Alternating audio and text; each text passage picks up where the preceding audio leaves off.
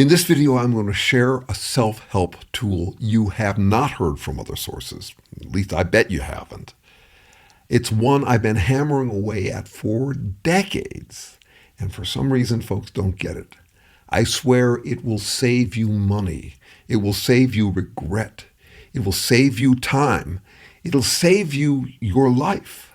And it's super simple. And I'm going to try it again. I've been doing it over and over. Apparently it's not sinking in, but it's really important. It would have saved us from Trump, for example, if only people understood this thing. And I wonder about why they don't. And I have a suspicion it's because it bully-proofs you. It keeps you from getting bullied by narcissists and gaslighters, but it also prevents you from bullying others. And that's a sacrifice. There's a part of us that would like to manipulate, that would like to frame, dominate, would like to get our way. It's understandable. It's natural. And we use the opposite of this tool as a way of doing that. So this is about how to spin and unspin arguments, how bullies spin them, and how you can unspin them for your own welfare. But it's really important that you recognize that if you do embrace this idea, you're going to lose some power. It'll be demoralizing. I mean that in both senses. The second sense is that it will strip your capacity to moralize at others, to use rhetorical BS to get your way. And that is demoralizing. What do I mean by moralize? Well, there's morality, which we can all debate. But then there's moralizing, which is pretending that the universe or something bigger than the universe is on your side in an argument so that you can get your way. So this is a tool for demoralizing the bullies. And that might include any of us to some extent because we tend to use these words. I am amazed by how many people at all levels of life, high status, low status, use these bullying rhetorical terms. And more than that, I'm amazed by the people who fall for that trick, the moralizing trick. So let me explain what I'm talking about here. You ever heard someone say, don't be judgmental? Say no to negativity, that kind of stuff? They're using what I call loaded, load-bearing, loosely defined last words. Let me spell that out. The words are loaded. Negative sounds bad. Judgmental sounds bad, right? Okay. So it's actually redundant to say don't be judgmental because judgmental already means don't. It's a no-no. Negativity is a no-no. How about that? That's a little weird, isn't it? Negativity is a no-no. Okay, so what is negativity? It's rejecting something. You could describe judgmental three different ways: positive, negative, and neutral. In positive easy, we would talk about judgmental as being discerning, paying attention to the difference between what's good and what's bad, right? Okay, that sounds positive. We could describe it in the negative. That's what we mean when we say judgmental. And then you could describe it as neutral, drawing a line, saying this is good, that's bad. It's basically a preference. Preferences is what we're talking about here. But to make it sound like someone's preferences are bad, you call them judgmental. If you want to make them sound good, you call them discerning. You see that difference? The only difference between the behaviors involved is whether you like it. That's all that's going on. That's the loaded part of it. The load-bearing is that we identify with the positive ones. We rest ourselves atop them. A load-bearing wall has something up above it, resting on it. So a load-bearing term would be one that you rest yourself on. I'm kind, I'm loving, I'm discerning, I'm not judgmental. That's not me. I rest my identity on these positive sounding words. So it's loaded, load-bearing, and loosely defined. Just like a MAGA person doesn't want to define woke or patriot. Patriot sounds good. It's spoken in positive ease. It sounds like a good thing. Christian sounds good to most of us. And it's a load-bearing term that way. That is, people rest their identities on being Christian. They wear the cross and they go to church maybe, or at least they own a Bible. Okay, so we have these positive and negative terms, and the positive ones are the ones we want to rest our identities on, and we don't quite want to get around to defining them, because what if we defined them and discovered that actually we weren't exclusively loving or patriotic? or discerning, that we were judgmental, something like that. And then their last words. That's the moral bullying that you have to watch out for. This technique will inoculate you against that kind of spin. So if someone accuses you of being woke, and you identify as woke, you won't get defensive, as if they even care what the word woke means. All they really mean by calling you woke is, I should get my way. The universe is on my side. I'm a patriot. I'm a loving, kind Christian patriot, and I should get my way because I've identified with those things, and I'm identifying you with the negative things. That's what people do. It's quite natural. There's going to be a whole lot of give and take in human life. And we've got these words, these spun words we can use, and we tend to use them as last words. It's basically a way of saying, shut up. That's what those words tend to mean. They're ways of saying, end of debate. I've got a word that should shame you. And think about how easily shamed you are if someone calls you unloving or unkind or uncaring. So if you're someone who identifies as loving, kind, and caring, you're going to be thrown off when they knock you that way. They're going to knock you. They're going to try to knock you off of your load-bearing wall.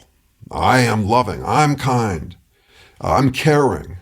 Think about it. We can't care about everything. We have finite fuss budgets. We can't fuss and care about everything. So when someone calls you uncaring, what they're really saying is, you don't care enough about me, and the universe commands that you care more about me or about what matters to me. That's what they mean when they call you uncaring, similar to calling people narcissists. Narcissist is a complicated idea, but people go around talking about anybody who doesn't give them what they want is a narcissist.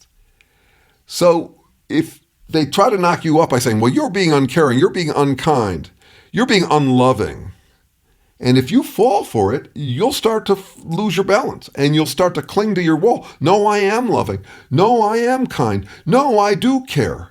That is not the point. Think about what those words really mean. If you go to the trouble of actually trying to come up with a neutral definition of them, you'll see that they actually are moves that we all make in different situations. We're all caring about some things and uncaring about other things. We all love some things and not other things. We're all kind to some people and not to other people, kind to some creatures, not to others. That's how life works. We cannot actually love everyone always equally. And since all of those are preferential, that is, you have to focus your love, your kindness, your care, they also are all related to their opposite. Love, take love as an example. It's a really strong preference. Preferences are always relative. The more you prefer something, the less you prefer something else. All the way out to, if I love equality, I hate inequality. And I'm not afraid to say it. Hate is one of those negative words. You wouldn't want to be associated with it. And yet when you think about it, if you love your kids, you'd hate to have something happen to them. We're still falling for those loaded, load-bearing, loosely defined last words. You could come up with a whole spin-cyclopedia of them because they're about spin. And you would spin them positive, like love. You could spin them negative, like addiction. Or neutral, like committed to something. Right? And then you figure out, these are loaded terms. You got to be careful where you point them. You have a limited fuss budget, a limited love budget. You can't love everything and everyone. So if it's a loaded term, you got to be careful where you point it. I do not think love is the answer. I think it's the question. I do not believe in kindness. What does kindness mean? You take that whole pile of positive words, kindness, loving, caring, empathic, nice. They all, if you translate them into neutralese, they all mean accommodating others. And they're all spun positive, as if you should always accommodate all others, which you can't, won't, and shouldn't do. There are people you should be unkind to. So the trick, the tool I'm suggesting here, that again, I don't see anyone else putting it out there. I wish they would. I'm not looking for exclusive rights for this. I'm looking for it to spread. The trick is when you hear those words, create a spinplex where you hear it positive, you hear it negative, and you hear it neutral. And that way you'll get your mind back from their bullying. That way you'll be able to figure out what you want to do in the particular situation you're in. If we had this tool in our toolkits when Trump came along, we wouldn't be dealing with Trump. We would be dealing with America and our future. We'd be making better decisions. We'd feel better about the decisions we've made. It's a simple trick, and it's one that Trump plays on all the time when he calls someone nasty, as if he's the authority on what's good and what's bad. What he's doing is moralizing. The entire MAGA movement is nothing but an orgy of moralization. You're woke, they're patriots. You hate America. You're judgmental. You're unkind. It's amazing. I hear from Trump supporters who call me insulting, as if insulting people is something no one should ever do, which is a curious thing for them to claim, given that they have an insult comic as their leader. If we could just get clear on this, if we could just translate into those three languages, we'd get our minds back and be able to make better choices. Here's one way I think about it. Life is a lot like driving on a winding road in the dark with a lot of traffic. And you're watching out, you're using your internal self-control to deal with the control on the side of the road. The other cars, the winding road. You don't want to fall off, and you don't want to fall off in opposite directions. You don't want to fall off on the left. You don't want to crash into someone on the left. You don't want to hit a guardrail on the left. You don't want to hit a guardrail on the right. And you got these two backseat drivers, and they're nagging you in opposite directions. One is saying, all I see is the risks on the left side. We have to watch out for them. Err all the way over to the right. You're at risk of being closed-minded. You got to be all the way over on the other side to open-minded. That's what they'll be saying, because they're only paying attention to one side of it. And on the other side, they're saying, you don't want to be wishy-washy or a pushover. That's another term for open-minded that sounds bad. Open-minded sounds good. Pushover sounds bad. So the backseat driver on the other side is saying, you don't want to be wishy-washy. You want to be steadfast. You want to hold your ground. So you should err all the way on the other side. And you're hearing in stereo. You're driving, trying to manage this winding road, knowing that there's not some perfect set point in the middle, because it's not a straight road. And the traffic is changing all around you. So you're listening to them both.